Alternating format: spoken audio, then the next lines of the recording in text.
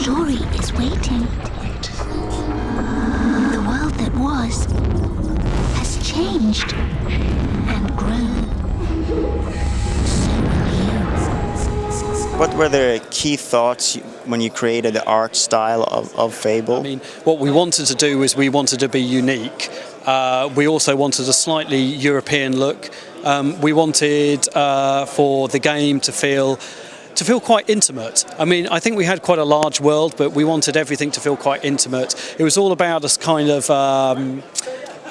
sort of exaggerated stereotypes and everything. And we wanted to pull in a distinctly kind of European feel to this whole thing. I mean, we're not kind of about tits and asses, and if I can say that on here, but you know, we really weren't about sort of that kind of fantasy role-playing game. We wanted to be just a little bit more sophisticated. So I think, you know, the thing is that no one guy ever imposes his vision upon everybody. I mean, you know, a lot of that look came from every artist who worked on the project. And what we did was, you know, I hired just simply the best people I could find, you know, with the, you know, kind of the styles that we knew were going to complement the game as best as we could. So, I mean, it really is a product of everybody who worked on the game. How does that art style change moving Fable 500 years into the future? Well, I mean, we didn't want to change the art style too much because I felt that, you know, it worked very well in Fable. You know, there was a lot about it that could have been better and that we wanted to redo, and, you know, as everybody does. So all we really did is we wanted to just, we kind of say it's sort of Fable if it was done by Ridley Scott or something like that. It's just a little bit more mature, a little bit more sophisticated, but otherwise it's a formula that seems to work very well, and we don't want to tamper too much with that at all. So in your mind, what is it that Ridley Scott does well that you will try to emulate in Fable 2?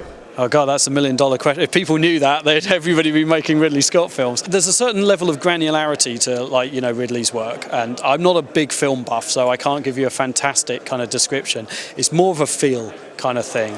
I think his stuff is cinematically looks very unique, and there's a certain quality to the light and the kind of the way he shoots stuff. And we wanted a slightly more cinematic feel to Fable. I'm not going to say grittier or darker because it isn't, but it does have a certain, you know, a little bit more depth and to it. So yeah, that's kind of what we were looking for. What kind of challenges is there for the art production with the next-gen consoles, would you say, like moving from Xbox PC to Xbox 360?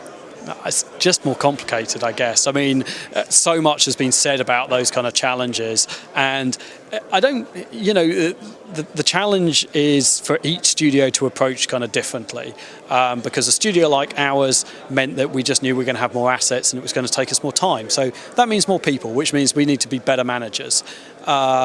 But, you know, I mean, you will have seen going around here that everybody approaches it differently. If you're not a big company, then, you know, excel in a small game or something like that. So I don't want to make too much out of those challenges because they are there, but in actual fact, the shift over to the new kind of consoles is more exciting than anything else.